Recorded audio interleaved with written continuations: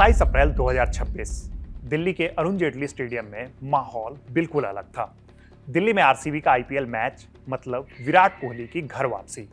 हजारों लोग सिर्फ उन्हें देखने के लिए आते हैं, लेकिन उस रात कुछ और ही होने वाला था। 2 दिन पहले इसी मैदान पर 529 रन बने थे दोनों इनिंग को मिलाकर। आईपीएल इतिहास का सबसे सफल चेज भी हुआ था। उम्मीद थी कि फिर से छक्कों और चौकों की बरसात होगी। लोग यही सोचकर स्टेडियम पहुंचे, लेकिन इस बार कहानी बिल्कुल उल्टी थी। इस पिच पर 2 ऐसे बॉलर्स थे जिन्होंने कई लोगों के सीट तक पहुंचने से पहले ही खेल को खत्म कर दिया। भुवनेश्वर कुमार और जोश हेजलवुड ने ऐसा स्पेल डाला कि दिल्ली की पारी शुरू होने से पहले ही खत्म हो गई। सिर्फ 23 गेंदों में दिल्ली ने 6 विकेट खो दिए। अंदर बैठे लोग यकीन ही नहीं कर पा रहे थे कि जिस मैदान पर 2 दिन पहले इतने रन बने थे, वहां ऐसा कुछ देखने को मिलेगा। अब ऐसा हुआ क्यों, आइए आपको बताते हैं। पहले बात करते हैं उस पिच की जिस पर यह सब कुछ हुआ। अरुण जेटली स्टेडियम में पिछले कुछ दिनों से 2 पिच पे मैच खेले जा रहे हैं, पिच नंबर 5 और पिच नंबर 6। पिच नंबर 6 पर 25 अप्रैल को 529 रन बने थे, लेकिन 27 अप्रैल को मैच जो था वो पिच नंबर 5 पे था। अब ऐसा भी नहीं था कि इस पिच पर बैटिंग बिल्कुल भी पॉसिबल नहीं थी। यहाँ बस थोड़ी सी सीम मूवमेंट थी, थोड़ा स्विंग था, और ऐसी पिचेज जो है हमेशा से अच्छी क्रिकेट पिच मानी जाती है। लेकिन आईपीएल में जहां बल्लेबाज लगातार 250 वाली पिचेस पर खेलते आए हैं, वहां इतनी भी हेल्प गेंदबाजों के लिए काफ़ी होती है। और जब भुवनेश्वर कुमार और जोश हेजलवुड जैसे गेंदबाज पूरे लय में हो, तो ऐसी पिच पर वो कमाल कर सकते हैं, और उन्होंने वही कर दिखाया। भुवनेश्वर कुमार ने अपना पहला ओवर डाला। दिल्ली के नए ओपनर साहिल अपना आईपीएल डेब्यू कर रहे थे। 18 साल का लड़का, पहली गेंद जो है वो बाहर की तरफ गई और साहिल ने इसे जाने दिया। दूसरी गेंद भुवनेश्वर ने यॉर्कर डाली। गेंद लेट स्विंग होकर अचानक से अंदर की तरफ आई और उनका मिडल स्टंप गायब हो गया। भुवनेश्वर ने 18 साल के बल्लेबाज को महज 2 गेंदों में निपटा दिया। ये वो भुवनेश्वर है जिनका हथियार हमेशा से स्विंग और सीम रहा है। 36 साल के उम्र में भी अभी भी वो उतने ही खतरनाक नजर आए जैसा उनका पहला इंटरनेशनल डेब्यू मैच रहा था। अब दूसरे एंड पे कौन थे, तो वो थे जोश हेजलवुड, ऑस्ट्रेलियाई गेंदबाज जिन्हें खेलना किसी के लिए भी आसान नजर नहीं आ रहा है। उन्होंने भी पहली ही गेंद से कमाल करना शुरू कर दिया।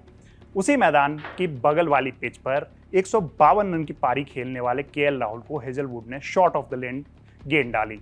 राहुल ने इसे पुल करने की कोशिश की और गेंद बल्ले का आउटसाइड एज लेकर विकेटकीपर जितेश के हाथों में चली गई। फिर हेजलवुड ने अगली गेंद समीर रिजवी को ऑफ स्टंप के बाहर डाली। रिजवी ने इस पर ड्राइव लगाने की कोशिश की, लेकिन गेंद उनके बल्ले का एज लेकर विकेटकीपर जितेश के पास चली गई और देखते ही देखते हेजलवुड हैट्रिक पे थे। दिल्ली के दर्शकों को समझ ही नहीं आ रहा था कि हो क्या रहा है। ट्रिस्टन स्टब्स ज्यादा देर तक नहीं टिक पाए और भुवनेश्वर ने उन्हें आउट स्विंगर पर आउट कर दिया। फिर अक्षर पटेल आए, उनको भुवनेश्वर ने वो गेंद डाली जो देर से मूव हुई। अक्षर के बल्ले का निचला किनारा लगा और गेंद विकेटकीपर के हाथों में चली गई, और फिर नीतीश राणा को हेजलवुड ने आउट कर दिया। अब आप स्कोर देखिए, 3.5 ओवर्स में दिल्ली का स्कोर 8 रन पर 6 विकेट था। दिल्ली की पारी में आईपीएल इतिहास का सबसे कम पावर प्ले स्कोर भी बना, 6 विकेट खोकर 13 रन, यानी कि 6 ओवर के बाद दिल्ली का स्कोर जो था वो 6 विकेट खोकर महज 13 रन था। मैच के बाद देवदत्त पट्टिकल ने कहा कि वो हर गेंद पर कैच की उम्मीद कर रहे थे। ये बात उन्होंने एक T20 मैच के बारे में कही। ये वो बात है जो आमतौर पर आपको टेस्ट क्रिकेट में देखने को मिलती है।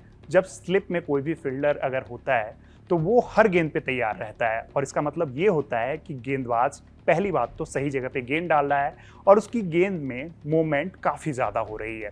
भुवनेश्वर और हेजलवुड ने मिलकर वो प्रेशर बनाया जो दिल्ली के बल्लेबाज नहीं झेल पाए। डेविड मिलर और अभिषेक पोरेल ने मैच को संभालने की कोशिश की। दोनों ने 7वें विकेट के लिए 35 रन की पार्टनरशिप की और दिल्ली को आईपीएल के सबसे कम स्कोर यानी कि 49 रन पर आउट होने से बचा लिया। लेकिन हेजलवुड वापस आए और उन्होंने पोरेल को यॉर्कर से बोल्ड करके दिल्ली की सारी उम्मीदें खत्म कर दी। दिल्ली की पारी 75 रन पर समाप्त हो गई। अब दोनों बॉलर्स के आंकड़े को देखिए। भुवनेश्वर ने 3 ओवर में 5 रन देकर 3 विकेट लिए, जबकि हेजलवुड ने 3.3 ओवर्स में 12 रन देकर 4 विकेट लिए। आरसीबी ने 76 रन के टारगेट को सिर्फ 6.3 ओवर्स में हासिल कर लिया। अब सबसे ज़रूरी बात, ये हुआ क्यों?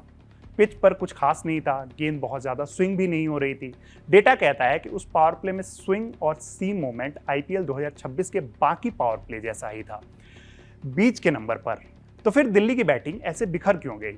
तो इसका जवाब हमें दो हिस्सों में समझना होगा। ESPN के आंकड़ों के मुताबिक दिल्ली के बल्लेबाजों ने 13 गलत शॉट खेले और उसमें उन्होंने 6 विकेट गंवाए।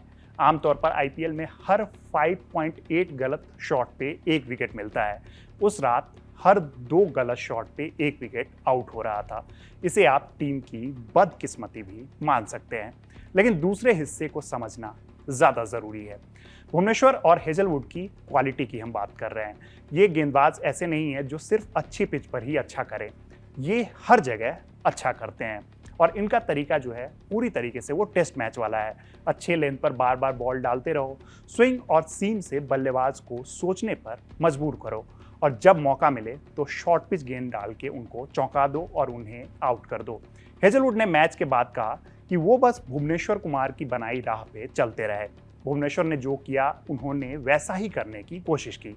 अब ये बात आपको सुनने में नॉर्मल लग सकता है, लेकिन ये दिखाता है कि दो वर्ल्ड क्लास गेंदबाज एक दूसरे से सीखते हुए बॉलिंग करें तो उसका नतीजा यही होता है जो हमें उस रात देखने को मिला। मैच के बाद आरसीबी के कप्तान रजत पाटीदार ने कहा कि उन्हें खुद नहीं पता था कि पिच इस तरीके से खेलेगी और उन्होंने सारा श्रेय जो है वो गेंदबाजों को दिया। अब आते हैं उस सवाल पे जिसकी हमेशा चर्चा होती रहती है, क्या T20 में बड़े स्कोर हमेशा अच्छी बल्लेबाजी की वजह से बनते हैं? तो इसका जवाब है नहीं। कभी कभी ऐसे स्कोर अच्छी पिच की वजह से भी होते हैं।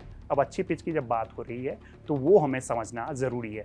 जब पिच बिल्कुल सपाट हो, जब गेंद बल्ले पर सीधी आए, यानी कि उसमें कोई स्विंग ना हो, उसमें कोई मूवमेंट नहीं हो, तब बल्लेबाजी करना आसान हो जाता है।